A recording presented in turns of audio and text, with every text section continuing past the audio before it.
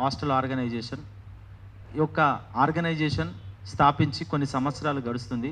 మేము ఇక్కడ గ్యాదర్ కావడానికి ముఖ్య ఉద్దేశం ఏంటంటే ఈ ఆర్గనైజేషన్ ద్వారా ఎంతోమంది విద్యార్థులకు అంటే గవర్నమెంట్ హాస్టల్లో చదువుకున్నటువంటి సంక్షేమ హాస్టల్స్ ఏదైతే ఈ రాష్ట్రంలో ఉన్నాయో అక్కడ ఉన్నటువంటి విద్యార్థులకు హాస్టల్లోకి వెళ్ళి వాళ్ళ ప్రాబ్లమ్స్ ఏంటివి, వాళ్ళు ఏ విధంగా ఫేస్ చేస్తున్నారు. ఎందుకంటే మేము ఇక్కడ కూర్చున్న వాళ్ళమందరం కూడా హాస్టల్లో బోర్డర్స్గా ఉంటూ చదువుకొని ఈ ఆర్గనైజేషన్లో ఉంటున్న వాళ్ళం. హాస్టల్లో ఉన్నటువంటి ప్రాబ్లమ్స్ ఏంటో మాకు తెలుసు. కాబట్టి ఆ ప్రాబ్లమ్స్ చాలా ఉన్నాయి. మెస్ విషయంలో కానీ ఫుడ్ విషయంలో కానీ చాలా ప్రాబ్లమ్స్ ఉన్నాయి. కాబట్టి మేము సాల్వ్ చేసుకోవాలనే ఒకే దిశగా మేము అడుగులేస్తూ ఈ ముప్పూరి కుమారన్న గారి ఆధ్వర్యంలో ఈ ఆర్గనైజేషన్ స్థాపించి ఎంతోమంది విద్యార్థులకు వాళ్ళ ప్రాబ్లమ్స్ సాల్వ్ చేస్తూ గవర్నమెంట్ దృష్టికి తీసుకెళ్తూ ఎప్పటికప్పుడు ప్రాబ్లమ్స్ గవర్నమెంట్ దృష్టికి సీఎం గారి దృష్టికి తీసుకెళ్తున్న కార్యక్రమాలు ఎన్నో చేయడం జరిగింది. సో కాబట్టి మేము ఈరోజు ఇక్కడ మీ ముందుకు వచ్చాము అంటే కారణం ఇంకా సమస్యలు చాలా ఉన్నాయి. అవన్నీ మనం క్లుప్తంగా అన్నగారు వివరిస్తారు. మేజర్గా ఈ ఆర్గనైజేషన్ ద్వారా ఎంతోమంది విద్యార్థులు ఈరోజు సంక్షేమ హాస్టల్లో సక్రమంగా ఫుడ్ ఫెసిలిటీస్ ప్రతి ఒక్కటి లభిస్తుంది అంటే దానికి కారణం ఎస్సీ స్టూడెంట్ హాస్టల్ ఆర్గనైజేషన్ అని చెప్పుకోవడానికి మేము చాలా గర్వపడుతున్నాం, చాలా సంతోషిస్తున్నాం. కాబట్టి ఇంకా సమస్యలు చాలా ఉన్నాయి. సో ఈ కార్యక్రమాన్ని మన స్టేట్ మెంబర్ అయినటువంటి తమ్ముడు శివకృష్ణ గారు మాట్లాడవలసిందిగా కోరుచున్నాను. ఈ ప్రెస్ కాన్ఫరెన్స్ ముఖ్య ఉద్దేశం గత కొన్ని సంవత్సరాలుగా ఎస్సీ స్టూడెంట్ హాస్టల్ ఆర్గనైజేషన్ అనే సంఘం ద్వారా హైదరాబాద్ నడిఒడ్డున మరియు రాష్ట్ర వ్యాప్తంగా ఉన్నటువంటి సంక్షేమ హాస్టల్లో ఉన్నటువంటి విద్యార్థుల సమస్యలు మరియు వారి యొక్క సమస్యలను పరిష్కరించడం కోసం నిత్యం గవర్నమెంట్తో పనిచేస్తూ ఆర్గనైజేషన్ ద్వారా ఎన్నో కార్యక్రమాలు నిర్వహిస్తూ ముందుకెళ్తున్నటువంటి సంఘం ఎస్సీ స్టూడెంట్ హాస్టల్ ఆర్గనైజేషన్ వ్యవస్థాపకులు ముప్పూరి కుమారన్న మరియు హాస్టల్ స్టేట్ కమిటీ. అయితే ఈ ముఖ్య కార్యక్రమానికి ఉద్దేశం దేని గురించి అంటే ప్రస్తుతం గత కొన్ని సంవత్సరాలుగా ఉన్నటువంటి సంక్షేమ హాస్టల్ ఉన్నటువంటి సమస్యలు పరిష్కరించి ఇప్పుడు కూడా ప్రస్తుతం ఏదైతే సంక్షేమ హాస్టల్లో ఉన్నటువంటి విద్యార్థులు కానీ హాస్టల్లో ఉన్నటువంటి సిబ్బంది పనిచేసే వాళ్ళు కానీ ఎలాంటి సమస్యలు ఎదుర్కొంటున్నారు, వాళ్ళని గవర్నమెంట్ దృష్టికి ఏ విధంగా తీసుకెళ్ళాలి, గవర్నమెంట్ దాన్ని ఎలా సమస్యలను పరిష్కరించాలనే ఉద్దేశం మీద ఈ యొక్క కార్యక్రమాన్ని నిర్వహించడం జరుగుతుంది. ఇందులో భాగంగానే ఈ హాస్టల్ రాష్ట్రంలో ఈ సంఘం పనిచేస్తుందంటే గత కొన్ని సంవత్సరాలుగా ఈ సంఘంలో పనిచేస్తున్నటువంటి ఎంతోమంది విద్యార్థులు ఈరోజు అన్ని ఉద్యోగాలు సాధించి గత అన్ని డిపార్ట్మెంట్లో ఈరోజు కీలకమైన ఉద్యోగ స్థాయిలో ఉన్నారు.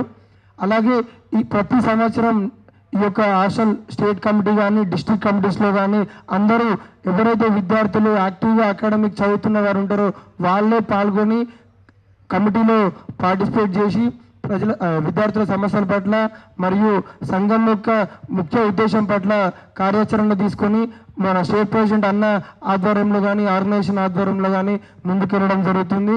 కాబట్టి ఈ యొక్క కార్యక్రమాన్ని ఉద్దేశించి ముఖ్యంగా గత ప్రభుత్వం నుంచి ఈ ప్రభుత్వంలోకి ఎన్ని సమస్యలను పరిష్కరించినాం, దాన్ని ఇప్పుడు ఎట్లా అమలు పరుస్తున్నాం, గత కొన్ని సంవత్సరాలుగా ఉన్నటువంటి సమస్యలు ఏంటివి, దాంట్లో ఏ విధంగా పరిష్కరించాలనే ఉద్దేశం మీద మన hostel organisation committee state founder మరియు ప్రెసిడెంట్ అన్నగారు మరియు సంఘం మాట్లాడటం జరుగుతుంది. Thank you. జై భీమ్. అలాగే ఈరోజు ఈ ఆర్గనైజేషన్ ద్వారా ఎస్సీ స్టూడెంట్ హాస్టల్ ఆర్గనైజేషన్ కొన్ని సంవత్సరాలుగా ఇది పనిచేస్తుందండి. ఏ రోజునాడు మేము మీడియా ముందుకు రాలేదు, ఏ రోజునాడు మేము ఎప్పుడు ఎక్కడికి విజువలైజేషన్ కానీ సోషల్ మీడియా కనిపించలేదు. కాబట్టి ఈ ఆర్గనైజేషన్ ద్వారా ఎంతోమంది విద్యార్థులు ఈ గవర్నమెంట్ హాస్టల్లో మన రాష్ట్రంలో ఉన్నటువంటి ప్రతి గవర్నమెంట్ విద్యార్థులు సంక్షేమ హాస్టల్స్ బాయ్స్ గర్ల్స్ హాస్టల్స్ ఉంటాయి, government SC girls hostels boys girls hostels ఉంటాయండి. అక్కడికి వచ్చిన తర్వాత విద్యార్థులు చాలా ప్రాంతం నుంచి అంటే పూర్ ఫ్యామిలీ బ్యాక్గ్రౌండ్ నుంచి హైదరాబాద్ నగరంలోకి వస్తారండి. వచ్చిన తర్వాత ఇక్కడ వాళ్ళకు చదువుకోవడానికి తినడానికి తిండి లేనటువంటి పరిస్థితి. ఆ రోజుల్లో తినడానికి తిండి లేకుండా అప్పుడు ఓన్లీ గవర్నమెంట్ మాత్రమే వాళ్ళకు విద్యార్థులకు స్కాలర్షిప్ ఇచ్చి చేసినటువంటి పరిస్థితి. కాబట్టి వాళ్ళకు చాలా ప్రాబ్లమ్స్ ఉన్నాయి. ఇక్కడ మేమందరం ఎవరైతే ఇక్కడ కూర్చున్నామో మేమందరం కూడా హాస్టల్లో చదువుకున్నాం. కానీ మా ప్రాబ్లం సాల్వ్ చేయడానికి ఆ రోజులలో ముందుకొచ్చినటువంటి వ్యక్తులు ఎవరిని కనిపించలేదు. కానీ మేము ఒక సంస్థగా ఏర్పడి ఎలాగైనా మన హాస్టలే కాదు, ఈ హాస్టల్లో ఈ రాష్ట్రంలో చాలా హాస్టళ్ళు, సంక్షేమ హాస్టళ్ళు, విద్యార్థులు చదువుకునే హాస్టళ్లలో ఇదే ప్రాబ్లం ఉంది. చదువుకోవడానికి ఇక్కడికి వచ్చిన విద్యార్థులు అందరూ చాలా ప్రాబ్లమ్స్ ఫేస్ చేస్తున్నారు. కాబట్టి ఒక సంస్థ కావాలని చెప్పేసి హాస్టల్ ఆర్గనైజేషన్ కుమారన్న గారి ఆధ్వర్యంలో దాన్ని స్థాపించామండి.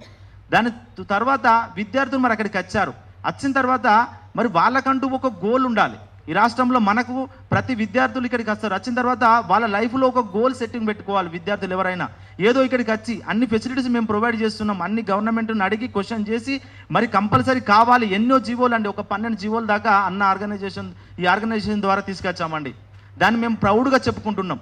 ఎన్నో జీవోలు తీసుకొచ్చి ఇప్పుడు అన్ని జీవోలు తీసుకొచ్చినా మేము ఎప్పుడు ఇక్కడ చెప్పుకోలేదు. ప్రతి జీవోను చూస్తే మీకు అర్థమవుతుంది. ఇన్ని తీసుకొచ్చిన తర్వాత మరి ఇన్ని ఫెసిలిటీస్ మేము స్టూడెంట్స్కి విద్యార్థులకు ప్రొవైడ్ చేస్తున్నాము. కానీ విద్యార్థుల్లో కూడా ఒక తెలివి కావాలి. తల్లిదండ్రులు ఇక్కడికి చదువుకోవాలని పంపిస్తారు విద్యార్థులని, కానీ వాళ్ళకంటూ ఒక గోల్ సెట్టింగ్ అనేది ఉండాలని చెప్పేసి ఈ రాష్ట్రంలో ఒక జిల్లా వైజ్గా ఒక ప్రోగ్రామ్ అనేది కండక్ట్ చేస్తామండి. ఆ ప్రోగ్రామే స్టూడెంట్ ప్రజెన్స్ ప్రోగ్రామ్ అండి. స్టూడెంట్స్ ప్రజెన్స్ ప్రోగ్రాము అంటే ఒక జిల్లాలో ఆ ప్రోగ్రామ్ కండక్ట్ చేస్తాం. అలాగే మెడ్చల్ కానీ, హైదరాబాద్ కానీ, రంగారెడ్డి కానీ, లేకపోతే నల్గొండ కానీ, ఇంకా చాలా జిల్లాలలో ఈ ప్రోగ్రామ్స్ అనేవి కండక్ట్ చేస్తూ ఉంటాం. ఈ ప్రోగ్రాం వల్ల ముఖ్య ఉద్దేశము ఏంటంటే విద్యార్థులందరూ హైదరాబాద్కి వస్తారు, వాళ్ళకు ఫెసిలిటీస్ అనేవి గవర్నమెంట్తో పోరాడి చేస్తున్నాము. కానీ వాళ్ళు వచ్చిన పరిస్థితిని బట్టి, వాళ్ళు వచ్చినటువంటి ప్రెమిసెస్ని బట్టి, హైదరాబాద్ యొక్క కలర్ఫుల్ లోకాన్ని బట్టి వాళ్ళు మైండ్ డైవర్షన్ అయిపోతుంది.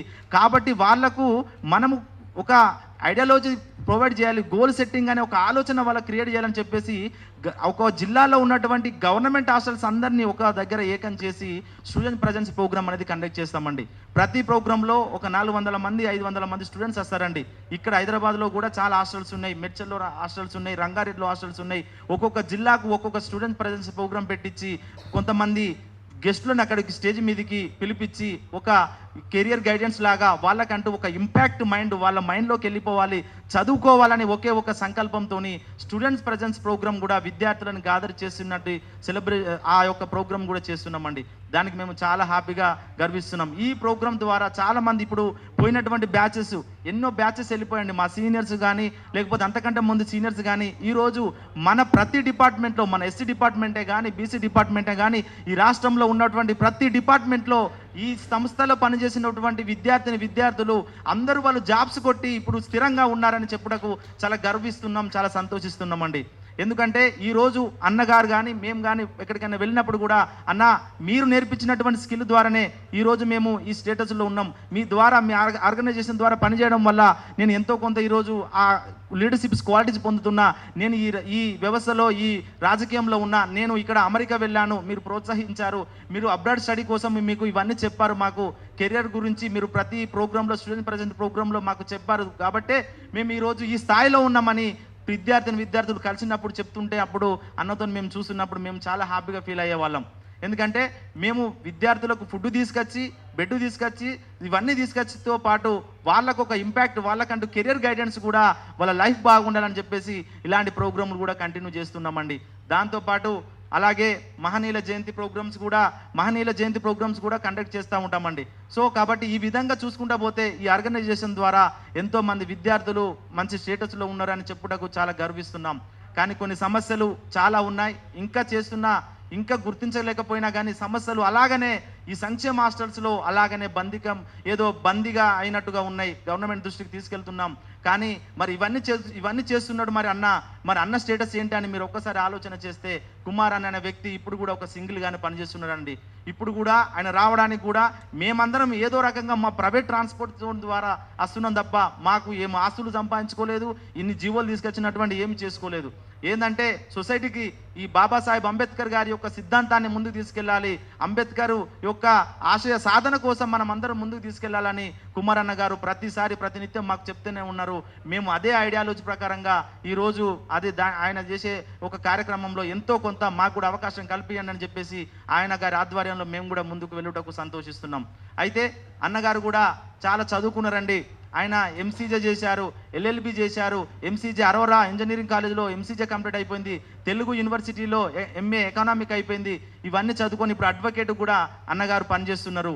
ఇవన్నీ ఆయనకు యొక్క క్వాలిఫికేషన్. ఇవన్నీ తీసుకొచ్చినటువంటి కుమారన్న గారు ఈరోజు మన దగ్గరికి వచ్చి కొన్ని విషయాలు మనతో షేర్ చేసుకుంటారు. హాస్టల్ సంక్షేమ ప్రాబ్లమ్స్ ఎలా ఉన్నాయో, ఇంకా ఏమి దృష్టికి తీసుకెళ్ళి ఏం జరిగింది, ఇంకా ఏం తీసుకురావాల్సినటువంటి ప్రాబ్లమ్స్ కూడా ఇంకా చాలా ఉన్నాయి. అవన్నీ అన్నగారి యొక్క మాటల్లోనే మనం అందరం తెలుసుకుందాం. కాబట్టి ఈ మన SC student hostel organisation state president Muppuri Kumaranna గారిని మాట్లాడవలసిందిగా కోరుచున్నాం. Thank you. జై భీమ్.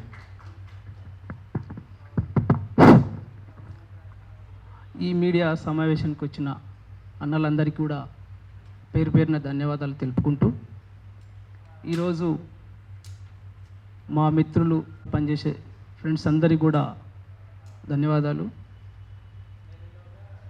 ఈరోజు మేము మీ ముందుకు రావడానికి చాలా విషయాలు, బాధలు ఉన్నాయి. ఎందుకు అనంటే ఎస్సీ సమాజము, షెడ్యూల్డ్ క్యాస్ట్ సమాజం అంటేనే చాలామందికి ఒక రకమైన అపోహ ఉంది.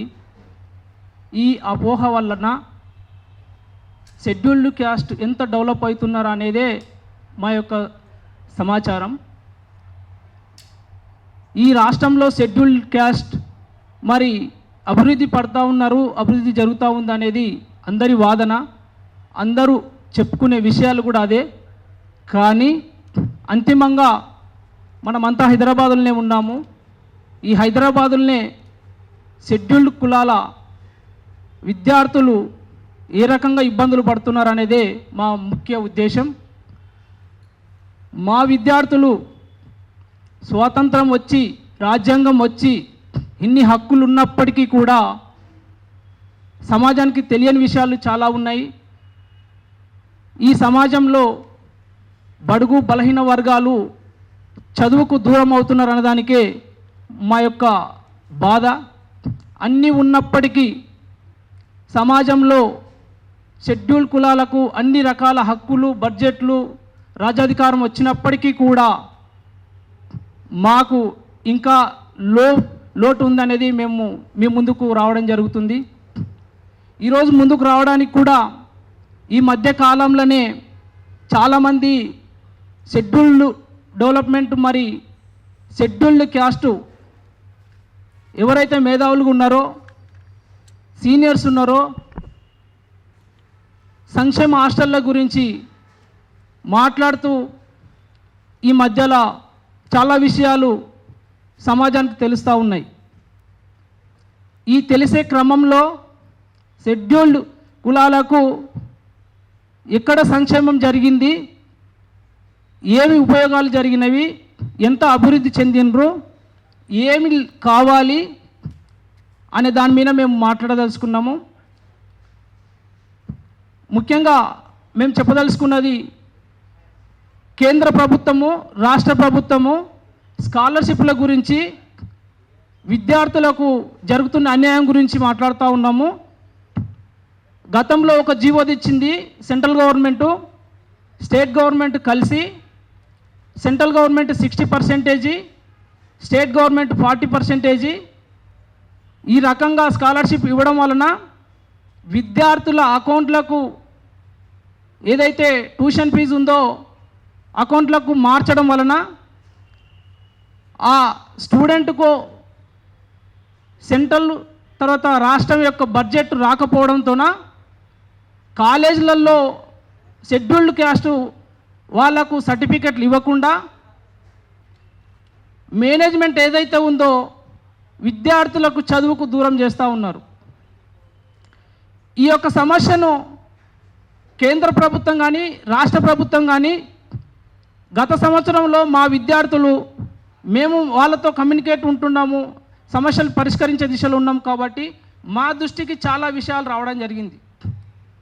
కాలేజీలలో యాజమాన్యం సర్టిఫికెట్లు ఇవ్వకపోవడం వలన వాళ్ళు చదువుకు దూరం అవడం జరిగింది. మరి ఇంత పరిస్థితిలో మా షెడ్యూల్లో మేధావులు ఎవరైతే ఉంటారో వీళ్ళందరూ కూడా సెంట్రల్లో కానీ, స్టేట్లో కానీ, ఎంపీలు కానీ, ఎమ్మెల్యేలు కానీ మాట్లాడి మరి మా యొక్క సమస్యకు పరిష్కారం చూపిస్తారని. ఎందుకు అనంటే ఈ సంవత్సరం కూడా మళ్ళీ పీజీలకు ఇతర కోర్సులకు అప్లై చేసుకోవడానికి డేట్లు ఆల్రెడీ వచ్చేసినాయి. ఈ డేట్లు రావడం వలన వాళ్ళు అప్లై చేసుకోవాలని అంటే వాళ్ళకు డబ్బులు లేకపోవడంతోన చేసుకోలేకపోతున్నారు. ఎందుకంటే లాస్ట్ ఇయర్లో చాలామంది అప్లై చేసుకొని మంచి మంచి కాలేజీల సీట్లు వచ్చినా వాళ్ళు ముందే డబ్బులు కట్టమంటున్నారు కాబట్టి వాళ్ళు కట్టుకోలేక కాలేజీలు చదువును వదిలేసి చదువుకు దూరమైన పరిస్థితి. కాబట్టి ఈ సంవత్సరమైనా ఇప్పటికైనా షెడ్యూల్డ్ కాస్ట్ ఎంపీలు కానీ ఎమ్మెల్యేలు కానీ సెంట్రల్ కానీ స్టేట్ గవర్నమెంట్ కానీ ఈ 2 గవర్నమెంట్లు త్వరగా మాట్లాడి ఈ వచ్చే అకాడమిక్ ఇయర్కు మా సమస్యను పరిష్కరించే వరకు ఈ సమస్య మేము మీ దృష్టికి తీసుకొస్తూనే ఉంటాము. వేల మంది విద్యార్థులు ఇబ్బంది పడుతూ ఉన్నారు. ప్రభుత్వం డబ్బులు కట్టి చదివిస్తుందని చదువుకోవడానికి వస్తే ప్రభుత్వం వాళ్ళ రాజకీయాల లబ్ధి కోసం స్టూడెంట్స్ని ఇబ్బంది పెడతా ఉన్నారు, అది షెడ్యూల్డ్ క్యాస్ట్ విద్యార్థులను. కాబట్టి ఎవరైతే సెంట్రల్లో ఉన్న వాళ్ళు రాష్ట్రంలో ఉన్న వాళ్ళు మాట్లాడి త్వరగా ఈ సమస్య ఈ అకాడమిక్ ఇయర్ పరిష్కరించాలని కోరుకుంటున్నాం. అదేవిధంగా మరి రీసెంట్గానే ఒక పెద్ద చర్చ జరిగింది మనకు షెడ్యూల్ కులాల హాస్టల్ సమస్యలు, సంక్షేమ హాస్టల్ సమస్యల పైన. రీసెంట్గానే మా షెడ్యూల్డ్ మేధావులు సీఎం రేవంత్ దృష్టికి తీసుకువెళ్ళి కొన్ని సమస్యలు సంక్షేమ హాస్టల్లవి చెప్పడం జరిగింది. అది ముఖ్యంగా నింబోలిహడ్డ కాచిగూడ గురించి చెప్పడం జరిగింది.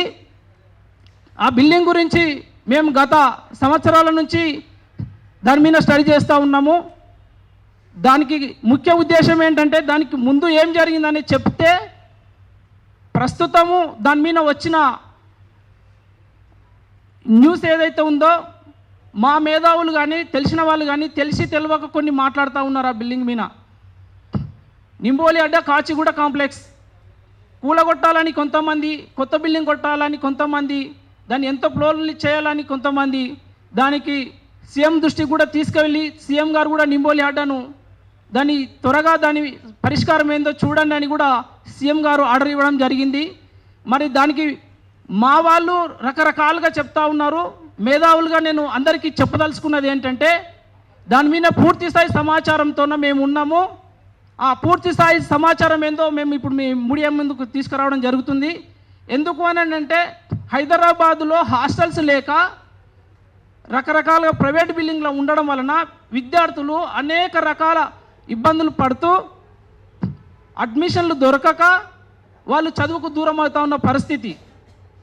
మరి అట్లాంటి పరిస్థితిలో ఆ కాచిగూడ నింబోలిహడ్డ హాస్టల్ను మూసివేయడం జరిగింది. దాని వలన 600 మంది విద్యార్థులకు అడ్మిషన్ లేక ఎంతోమంది ఈ సంవత్సరం, లాస్ట్ సంవత్సరం, అంతకుముందు సంవత్సరం కూడా చదువుకు దూరం అవడం జరుగుతుంది. హాస్టల్లోకి వెళ్తే సీట్లు అయిపోయినామని చెప్తారు. అక్కడ ప్రైవేట్ బిల్డింగ్లలో స్పేస్ ఉండదు. ఆ స్పేస్ లేకపోవడంతో ఎక్కువ మందిని తీసుకోలేకపోయినారు. ఈ రకంగా నింబోలిహడ్డ హాస్టల్ చాలా చాలా ఇంపార్టెంట్ మాకు ఈ రాష్ట్రంలో. అది ఎంతోమందికి లైఫ్నిచ్చిన హాస్టలు. రీసెంట్గానే హాస్టల్కు అట్లూరి లక్ష్మణ్ మినిస్టర్ గారు కూడా విజిట్ చేయడం జరిగింది. అక్కడ పరిస్థితులను కూడా గమనించారు. కానీ మినిస్టర్ గారికి, సీఎం గారికి కొంతమంది మేధావులు తప్పుడు సమాచారం ఇస్తున్నారు కాబట్టి మేము దాని మీద పూర్తి సమాచారం ఇవ్వాలనుకుంటున్నాము. అయితే దానికంటే ఇది చెప్పేదానికంటే ముందు హైదరాబాదు సంక్షేమ హాస్టల్ల స్టోరీ ఏందని తెలిస్తే కొంత అర్థమవుతుంది. కాబట్టి దానికి ముందు ఏం జరిగిందని నేను చెప్పిన తర్వాత కాచిగూడ కాంప్లెక్స్ హాస్టల్ గురించి చెప్పదలుచుకున్నా. మా సంక్షేమ హాస్టళ్లలో నేను కూడా హైదరాబాదులో 98 నుంచి హాస్టల్లో ఉంటూ అనేక పరిస్థితులను గమనించడం జరిగింది. అవి గమనిస్తూ మనందరికీ తెలిసిన విషయమే హాస్టల్స్ అంటే గురుకులాలు ఒక టైపు, తర్వాత ప్రీ మెట్రిక్ ఫస్ట్ నుంచి 10th క్లాస్ వరకు ఒక టైపు, ఇంటర్ నుంచి పీజీ అదర్ కోర్సులకు ఇంకొక టైపు, ఇట్లా 3 రకాల షెడ్యూల్ కాస్ట్ హాస్టల్స్ ఉన్నాయండి. ఇందులో చిన్నపిల్లల దాంట్లో 1 to 10th వరకు కొన్ని స్పెషలిటీస్ ఉండేవి. కాలేజ్ హాస్టల్స్ ఇంటర్ నుంచి పీజీ వరకు ఎలాంటి ఫెసిలిటీస్ ఉన్నాయి అనేటివి మేము ఇక్కడనే 98 నుంచి ఉంటున్నాం హాస్టల్లో. చూసిన పరిస్థితుల వల్ల మేము దానికోసం మా బాధలను, వాటిలో ఉన్న సమస్యలను మేము గతంలో టీఆర్ఎస్ ప్రభుత్వం రాకముందు, గత కాంగ్రెస్ ప్రభుత్వం ఉన్నప్పటి నుంచి మేము రిప్రజెంటేషన్లు ఇస్తూ మా సమస్యలు మేము ఇస్తూ వస్తున్న క్రమంలో అంతిమంగా కాచిగూడ స్టోరీ మీకు చెప్పదలుచుకున్నాము. ఎందుకు అని అంటే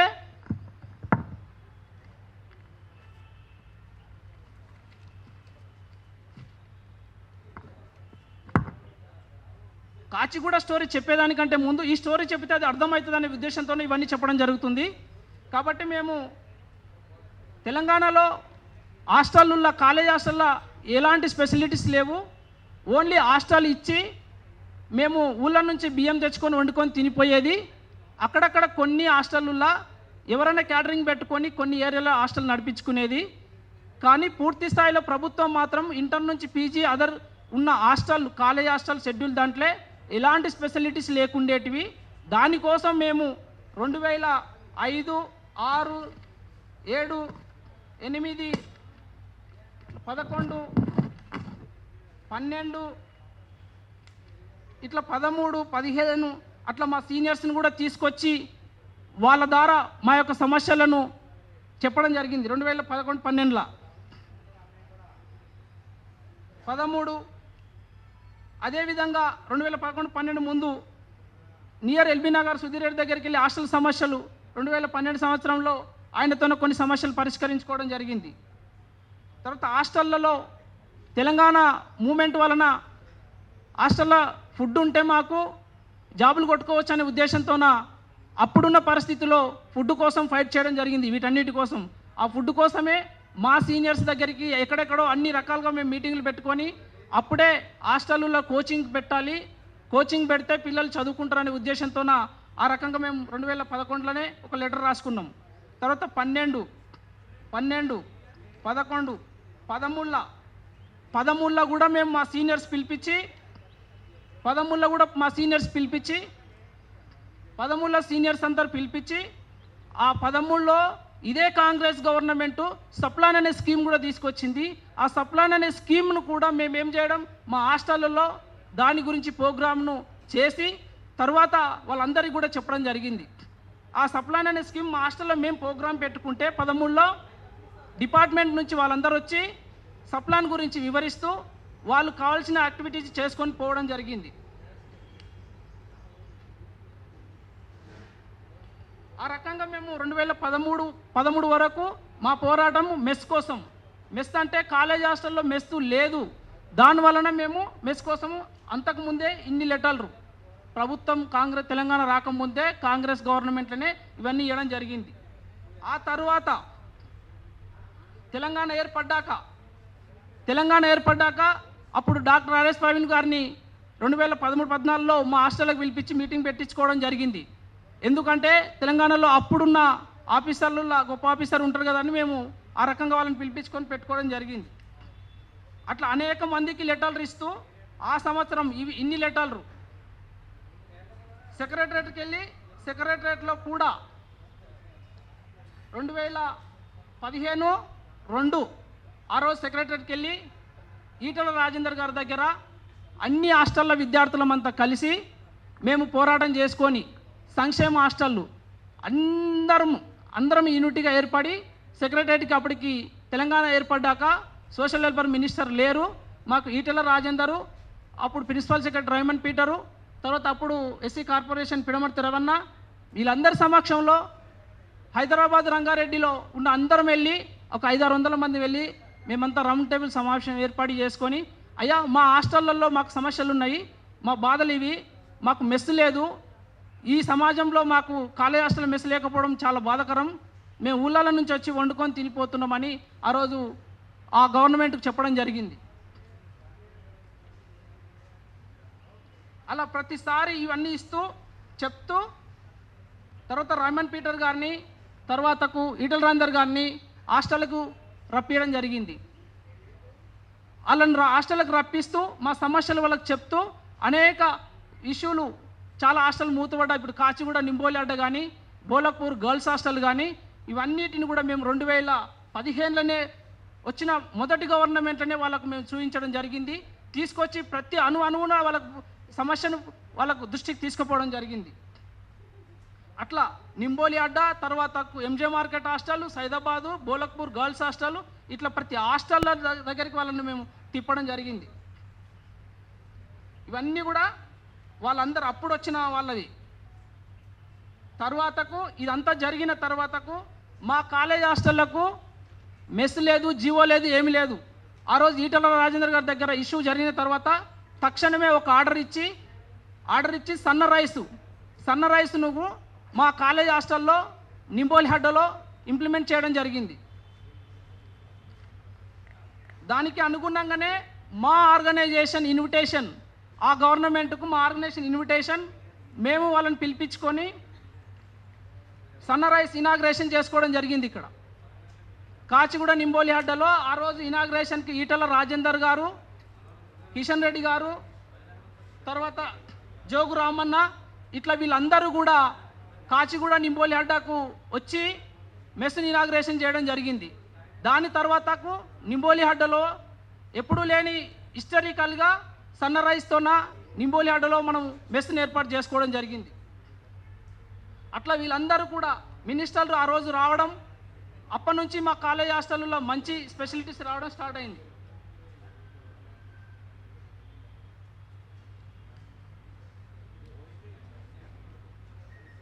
ఇట్లా అన్నిసార్లు లెటర్లు ఇస్తూ తర్వాతకు హాస్టళ్ళు మళ్ళీ మాకున్న సమస్య ఏంటంటే హాస్టళ్ళు మెస్ స్టార్ట్ అయింది. మెస్ స్టార్ట్ అయినాక హాస్టల్ లేకపోవడంతోన కొత్త హాస్టల్ ఏర్పాటు చేసుకోవడం కోసం తర్వాతకు దానికి కావాల్సిన ఒక జీవో కావాలి. ఆ జీవో కోసం మళ్ళీ జగదీశ్వర్ రెడ్డి గారు అప్పుడు మినిస్టర్ వచ్చిండు. మినిస్టర్ వచ్చినాక ఈ కాలేజ్ హాస్టల్ చరిత్రలోనే స్టూడెంట్స్ కావాల్సిన ఫెసిలిటీస్ కోసం మళ్ళీ ఒక జీవోను ఆ రోజు మేము మినిస్టర్ దగ్గరికి వెళ్ళి ఈ జీవోను కూడా రిలీజ్ చేసుకోవడం జరిగింది. ఆ జీవోనే 49. దాని ప్రకారంగానే ఇప్పుడు ప్రస్తుతం హాస్టల్లో నడుస్తున్న ప్రతిదంటే మీకు అందరు తెలిసి ఉంటుంది. ఇక్కడ రెఫరెన్స్ ఉంటుంది కదా, ఏ రెఫరెన్స్ ఉందంటే ఇదే మొదటి రెఫరెన్స్. దీని ప్రకారంగానే రాష్ట్ర వ్యాప్తంగా అన్ని కాలేజ్ హాస్టళ్లలో అన్ని స్పెషలిటీస్ ఏర్పడడానికి ఈ జీవో మాకు ఉపయోగపడేది. తర్వాత అట్లా అందరితోన పిడమర్తి రవితో హాస్టల్ ఓపెన్ చేయడం జరిగింది. గట్కేసర్ తర్వాత మినిస్టర్ జగదీశ్వర్ రెడ్డి అప్పుడున్న అందరితోన ఓపెన్ చేయడం జరిగింది. మేడ్చల్ ఈసీఎల్లో మల్లారెడ్డి తర్వాత అక్కడ మినిస్టర్ వాళ్ళతోనే ఓపెన్ చేయడం జరిగింది. ఉప్పల్లో ఓపెన్ చేయడం జరిగింది. ఇది ఒక గవర్నమెంట్లో మేము ఇచ్చిన లెటర్స్. ఆ తర్వాతకు సెకండ్ సారి గవర్నమెంట్ వచ్చినాక మళ్ళీ ఇవన్నీ కూడా మేము ఎరోల సీనన్నను తీసుకెళ్ళి దిల్సునగర్ హాస్టల్లో ఓపెన్ చేయడం జరిగింది. ఆ దిల్సునగర్ హాస్టల్ తర్వాత దిల్సునగర్లోనే మళ్ళీ స్టడీ సర్కిల్లను కూడా ఓపెన్ చేయడం జరిగింది. ఎస్సీ విద్యార్థులందరూ కూడా సిటీకి వచ్చినప్పుడు స్టడీ సర్కిల్ లేకపోతే ఆ స్టడీ సర్కిల్ని కూడా రైమన్ పీటర్ సార్తోన జీవోను ఇంప్లిమెంట్ చేసుకొని దానికి కూడా జీవోలు లేకపోతే మన జగదీశ్వర్ రెడ్డి గారితోన ఓపెన్ చేసుకోవడం జరిగింది. ఇట్లా ఇవన్నీ కార్యక్రమాలు చేస్తూ ఈ సంవత్సరం అంటే ఆ సంవత్సరం సెకండ్ సారి ప్రభుత్వం వచ్చినాక ఇన్ని లెటర్లు ఇవ్వడం జరిగింది వాళ్ళకు. అంటే 2 సార్లు టర్ములో మేము సాధించుకున్నది ఒక 3, 4, 5 జీవోలు, తర్వాత కొత్త హాస్టళ్ళు, మెస్ని ఇనాగ్రేసుకోవడం జరిగింది. ఆ తర్వాత పరిస్థితి ఏంటంటే నింబోలి అడ్డ గురించి చెప్పాలి కాబట్టి ఇవన్నీ చెప్పడం జరిగింది.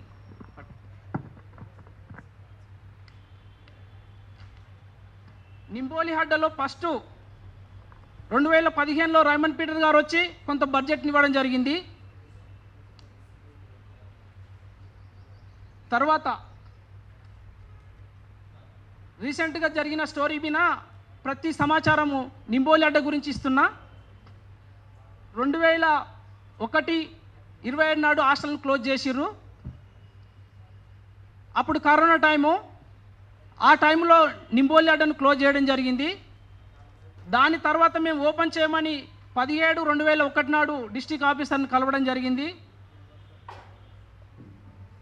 ఆ తర్వాతకు మళ్ళీ ప్రిన్సిపల్ సెక్రటరీ రాహుల్ బొజ్జ గారిని కలవడం జరిగింది. బిల్డింగ్ కూలగొడుతున్నామని వాళ్ళు ఒక వర్డ్ రాసిండ్రండి. అందులో ఆ లెటర్లో వాడేందనంటే డిస్మెంటల్ అనే వర్డ్ రాసిండ్రు. ఆ డిస్మెంటల్ అని వర్డ్ ఎందుకు రాసిండ్రని మేము రిప్రజెంటేషన్ ఇస్తూ తర్వాతకు మళ్ళీ అక్కడ ఉన్న ఎగ్జిక్యూటివ్ ఇంజనీర్లకు ఇవ్వడం జరిగింది. కలెక్టర్లు ఎప్పుడు 2021/6/12/21 అదేవిధంగా యోగితారాణా మేడం గారికి కూడా అప్పుడు కమిషనర్గా ఉండే ఆమెకి ఇవ్వడం జరిగింది. మళ్ళీ యోగితారాణా గారికి ప్రిన్సిపల్ సెక్రటరీకి ఇచ్చినాక హాస్టల్ మీద మొత్తం రిపోర్టు మాకు నచ్చలేదు, ఆ బిల్డింగ్ డిస్మాంటిల్ అంటున్నారని మేమేం చేయడం జరిగింది అంటే ఒక ప్రైవేట్ ఇంజనీరింగ్ వాళ్ళకు మాకు పూర్తి స్థాయిలో సమాచారం కావాలి.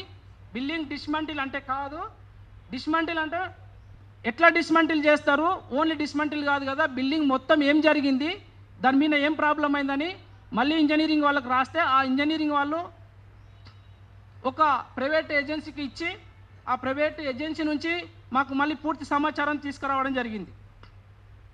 అట్లా మళ్ళీ కలెక్టర్ స్టడెంట్ టెక్నాలజీ వాళ్ళకు ఇచ్చి అక్కడ నుంచి రిపోర్ట్ కోసం ఇవ్వడం జరిగింది. వాళ్ళు వచ్చి బిల్డింగ్ను చూడడం జరిగింది.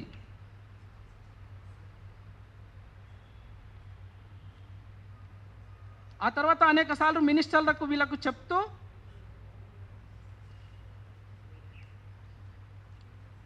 ఫైనల్గా మాకు ఆ బిల్డింగు టెస్ట్ చేయడానికి కొంత అమౌంట్ అవుతుందంటే వాళ్ళకి మళ్ళీ అమౌంట్ కూడా చేయడం జరిగింది. అంతిమంగా ఆ స్టడెంట్ టెక్నాలజీ వాళ్ళు ఇచ్చిన రిపోర్ట్ ఫైనల్గా ఏంటంటే బిల్డింగ్ కండిషన్ మంచిగానే ఉంది, ఆ బిల్డింగ్ ఎలాంటి ప్రాబ్లం లేదు, దాన్ని చిన్న చిన్న రిపేర్లు చేసుకొని ఓపెన్ చేసుకోవచ్చని రీసెంట్గానే మనకు 27/11/2024 డేట్ నాడు వాళ్ళు ఒక లెటర్ ఇవ్వడం జరిగింది. ఆ లెటర్ ప్రకారంగా చాలామంది షెడ్యూల్డ్ కాస్ట్ మేధావులందరూ కూడా హాస్టల్ను కూలగొట్టాలి అంటున్నారు. కానీ కూలగొట్టాల్సిన అవసరం లేదని ఇంజనీరింగ్ వాళ్ళు ఈ లెటర్ ఇవ్వడం జరిగింది. ఈ లెటర్లో చిన్న బడ్జెట్ 1,60,00,000 పెట్టి రిపేర్లు చేసుకుంటే బిల్డింగు మంచిగానే ఉంటుంది కాబట్టి దాన్ని ఓపెన్ చేయాలని వాళ్ళు చెప్పడం జరిగింది.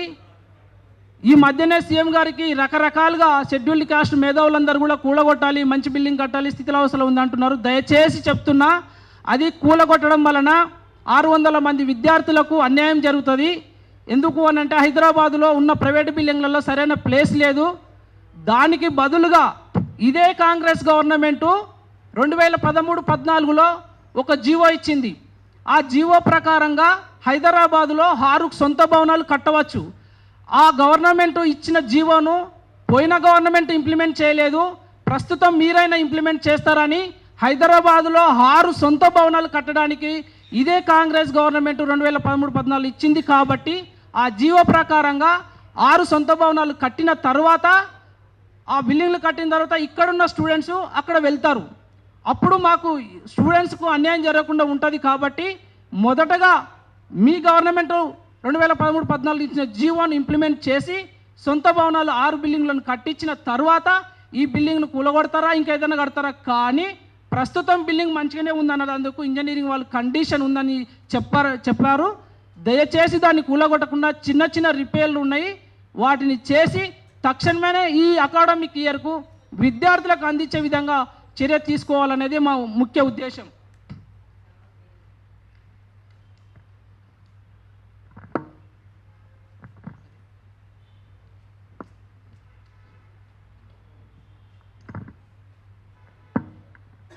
అదేవిధంగా షెడ్యూల్ కాస్ట్ ప్రీమెట్రిక్ హాస్టల్స్ 100కు పైగా మూసివేయడం జరిగింది. రాష్ట్ర వ్యాప్తంగా అన్ని జిల్లాలలో ప్రీమెట్రిక్ హాస్టల్ అనేది చాలా ఇంపార్టెంట్. గురుకులాల సీట్లు రాని వాళ్ళందరూ కూడా ఈ ప్రీమెట్రిక్ హాస్టల్లో ఉండడానికి అవకాశం ఉంది.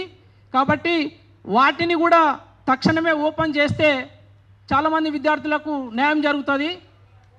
గతంలో ప్రీమెట్రిక్ హాస్టళ్ళు బాగలేవని చాలామంది చెప్పేది, కానీ ఇప్పుడున్న పరిస్థితిలో వాటికి ఈ లాస్ట్ గవర్నమెంట్ ఒక జీవో రావడం వలన దాంట్లో కూడా మంచి మంచి స్పెషలిటీస్ ఉన్నవి.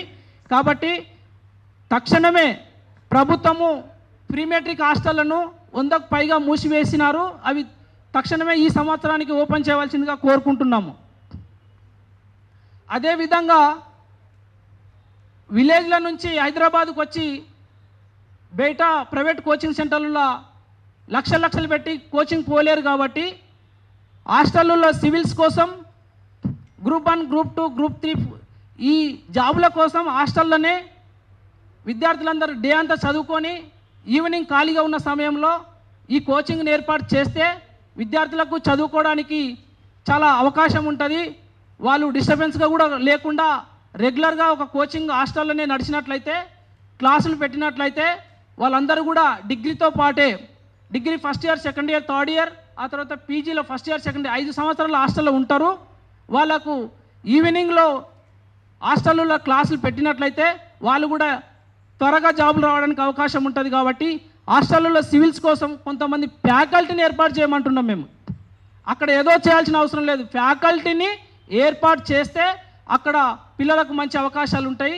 దయచేసి ఫ్యాకల్టీని హాస్టల్లో స్పెషల్గా హాస్టల్ తయారు చేసి మాకు ఫ్యాకల్టీ ఏర్పాటు చేయాలి ప్రభుత్వం. అదేవిధంగా రాష్ట్ర వ్యాప్తంగా చాలా జీవోలను ఇంప్లిమెంటేషన్ లేవు, అన్ని జీవోలను పూర్తి స్థాయిలో ఇంప్లిమెంట్ చేయాలి. రాష్ట్ర వ్యాప్తంగా కొన్ని చోట్ల హాస్టల్స్ లేవు, హాస్టల్స్ని కూడా ఏర్పాటు చేయాలి. అదేవిధంగా స్టడీ సర్కిల్స్ అప్పుడు గతంలో రైమండ్ పీటర్ గారు ఉన్నప్పుడు కొన్ని పాత జిల్లాలకే స్టడీ సర్కిల్ ఇవ్వడం జరిగింది. 1-2 మళ్ళీ మినిస్టర్ల రికమెండ్ 1-2 జిల్లాలకు మళ్ళీ రావడం జరిగింది. ఇంకా చాలా జిల్లాల్లో స్టడీ సర్కిల్ లేవు, స్టడీ సర్కిల్ కూడా ఏర్పాటు చేయాలని కోరుకుంటున్నాం. అదేవిధంగా హైదరాబాదులో ప్రస్తుతం ఉన్న పరిస్థితి, హైదరాబాద్లో మాకున్న పరిస్థితి చాలా దారుణం అండి. గర్ల్స్ హాస్టల్ నింబోలి అడ్డా అది స్థితిలావస్థలో ఉంది, దాని మీద తక్షణమే చర్య తీసుకోవాలి. నింబోలి అడ్డా తర్వాత ఇక్కడ ఎంజే మార్కెట్ దగ్గర హాస్టల్ ఉంటుంది, అది సందులో ఉందని అక్కడ ఎవరు కూడా టెండర్స్ రాకపోవడంతోన బడ్జెట్ కేటాయించినా కూడా అది లాస్ట్ నుంచి అట్లనే పెండింగ్ ఉంది. ఆ హాస్టల్ను కూడా మీరు తక్షణమే విజిట్ చేసి ఆఫీసర్లు ఎవరైనా ఆ బిల్డింగ్ను కూడా ఈసారి విద్యార్థులకు అందించినట్లయితే మంచిగా ఉంటుందని కోరుకుంటున్నాము. ఇంకొకటి విషయం, మేజర్గా హాస్టల్ నడవాలంటేనే వర్కర్లు. ఈ వర్కర్ వ్యవస్థ ఏమైంది, క్యాటరింగ్ సిస్టమ్ ఉండడంతోన ఏజెన్సీ వాళ్ళు ఆ క్యాటరింగ్ సిస్టమ్తోన వర్కర్లకు తక్కువ జీతం ఇచ్చి ఎక్కువ పని చేయించుకొని ఒక హాస్టల్లో ఉండాల్సినంత వర్కర్లు ఉండకుండా ఒకరిద్దరిని పెట్టుకొని వాళ్ళతో హాస్టల్ మొత్తం నడిపించుకొని వాళ్ళకు తక్కువ జీతం ఇచ్చుడుతోన హాస్టళ్ళు పూర్తి స్థాయిలో నడవలేకపోతున్నాయి. కాబట్టి ఆ క్యాటరింగ్ సిస్టమ్, కాలేజ్ హాస్టల్లో క్యాటరింగ్ సిస్టమ్ తీసేసి తక్షణమే అవుట్సోర్సింగ్గా కాంట్రాక్టర్ కిందన వాళ్ళకు ఇచ్చినట్లయితే న్యాయం జరుగుతుంది. కాబట్టి ప్రభుత్వము వీటన్నిటి మీద దృష్టి పెట్టి మా యొక్క సమస్యలను త్వరగా పరిష్కరించాలని కోరుకుంటున్నాం. మరి ఈ గవర్నమెంట్ వచ్చినాక కూడా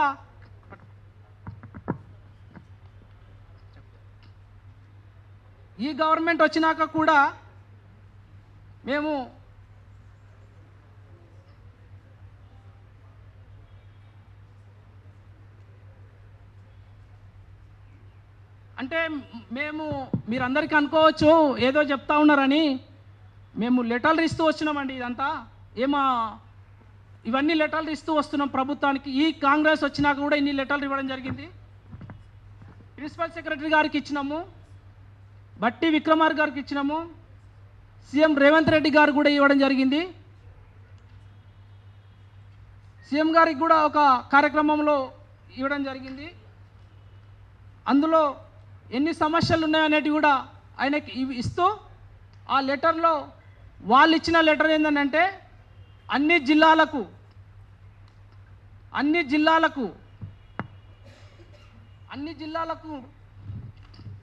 ఇలా రెఫరెన్స్ పంపడం జరిగింది. ఎన్నిసార్లు అంటే టాప్ ప్రియారిటీ కింద కూడా పంపారు. డేట్ల వైజ్గా చాలా ఉన్నాయి. ఇవన్నీ జిల్లా కలెక్టర్లకు ఎప్పుడు డేటు 10/6/24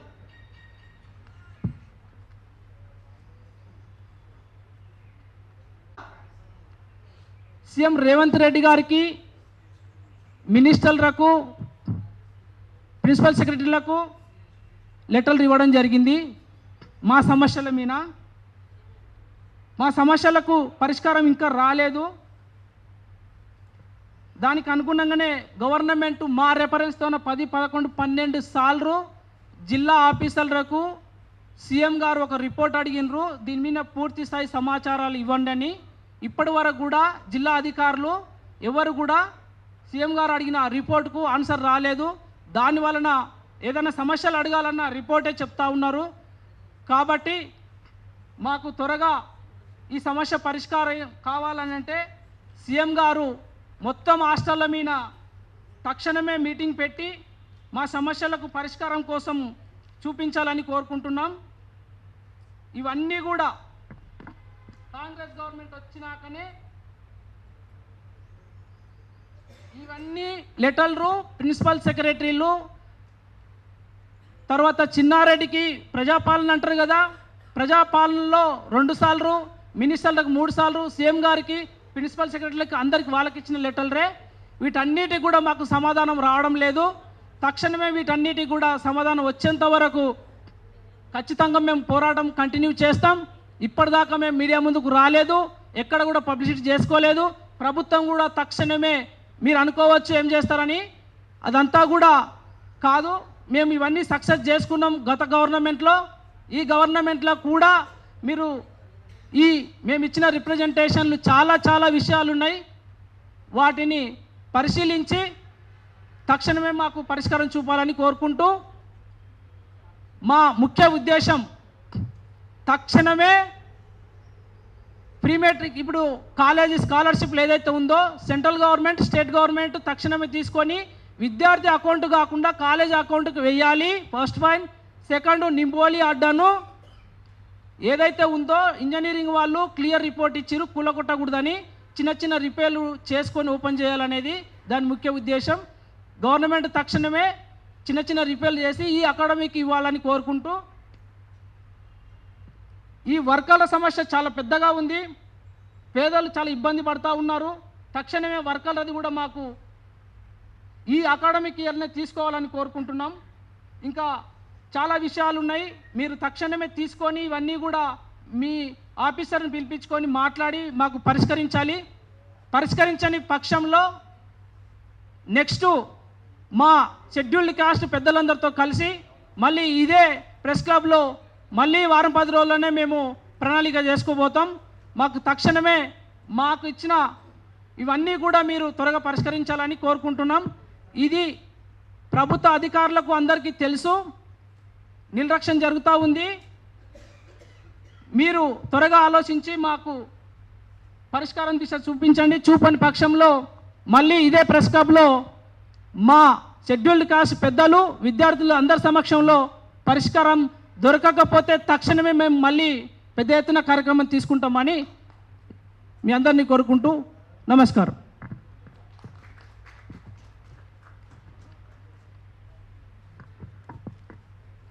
చివరగా అన్న వివరించిన సమస్యల పట్ల ప్రభుత్వం దృష్టిలో పెట్టుకొని తక్షణమే మాకు న్యాయం చేయాలని, విద్యార్థుల పట్ల కానీ సంక్షేమ హాస్టల్లో చదువుకున్నటువంటి విద్యార్థులు ఈరోజు మన సొసైటీలో, సమాజంలో కానీ, గవర్నమెంట్ డిపార్ట్మెంట్లో కానీ అన్ని రంగాల్లో రాణిస్తున్నారంటే దానికి ముఖ్య కారణం సంక్షేమ హాస్టల్.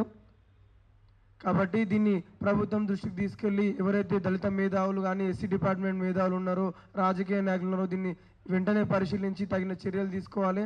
దీనిపైన ముందు చర్యలు తీసుకోకపోతే కూడా మేము కార్యాచరణ తీసుకొని అన్న ఆధ్వర్యంలో కానీ, ఎస్సీ స్టూడెంట్ హాస్టల్ ఆర్గనైజేషన్ ఆధ్వర్యంలో ఒక కార్యాచరణ తీసుకొని ముందుకు పోతామని తెలియజేస్తూ, మాకు ఈ అవకాశాన్ని ఇచ్చిన ప్రెస్ క్లబ్ హైదరాబాద్ వారికి మరియు ఎలక్ట్రానిక్ పాత్రికేయ మిత్రులందరికీ ధన్యవాదాలు తెలియజేస్తూ జై భీమ్. Thank you.